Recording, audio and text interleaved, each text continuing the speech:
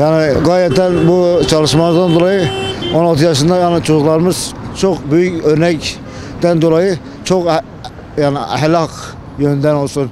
Okula gönderiyoruz. Başka şeylerden geliyorlar. Yani baba, anne bir eğitimcidir. Biz bunları yapıyoruz ama gene faydalanamıyoruz. Yani. Bunu bir devletten yani devlet başta Cumhurbaşkanımız Sayın Recep Tayyip Erdoğan'a buradan sesleniyorum. Sosyal medyayı kaldırsa bundan daha çok iyi olur. Çocuklara yasaklanırsa çok iyi olur yani. 16 yaş uygundur, evet. Zaten aile içerisinde 16, 7, 8 hatta küçük bebelere bile veriyorlar bu medyayı kullanım için, telefonları kullanmak için.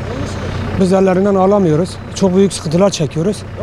Eğer o şekilde 16 yaştan sonra yasak olursa bu konuda daha iyi bir adım atılım olur. Bu konuda memnun oluruz. İnşallah öyle de olur. Yani güzel bir uygulama. Kullananlar zaten hem zarar veriyor. Hatta biz bile kullanıyoruz. Zaman zaman biz böyle bundan etkileniyoruz. Yani mesela bir baş ağrısı. Daha özellikle gözlerin giderek daha görmeme durumuna geliyorlar. Her gün mesela gidip geçen gün mesela benim kızım o da telefona falan bakıyor. Ne kadar uyarmamıza rağmen yani ister istemez bakıyorlar. Gütüm derecesini yükselttim.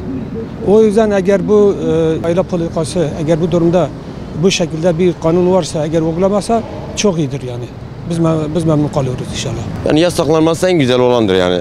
Hakikaten toplumda ahlak diye bir şey kalmadı. Yani benim oğlum dahi 18 yaşında şu an elinizi öper. Medya maymun olmuş tek kelimeyle. Yani kızıyorum olmuyor, dövüyorum olmuyor. Ne yapacağımı şaşırdık. En güzeli kalkması. Tablet de benim oğlumda var şu an, öbür oğlum da elini öper, Halil. O da aynısı.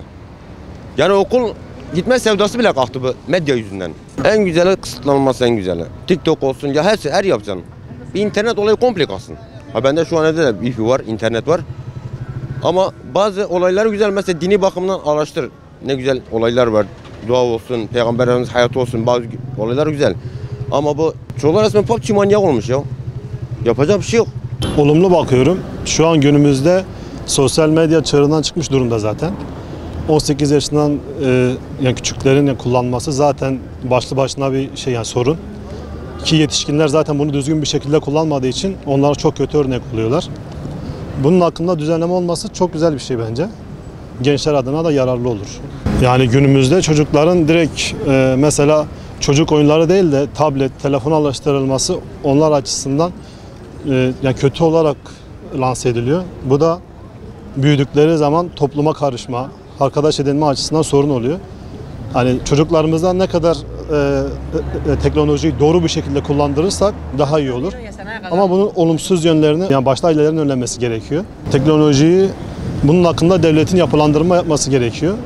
Çünkü eğer bir yasak gelmezse insanlar çığırından çıkıyor. Özellikle mesela yaşını almış insanları görüyoruz. Para toplamak için sosyal medyada, yardım toplamak için resmen dilencilik yapıyorlar. Bu da toplum açısından hoş değil ve bizim toplumumuzu yobazlaştırıyor. Bu da toplum açısından hani kötü örnek oluyor.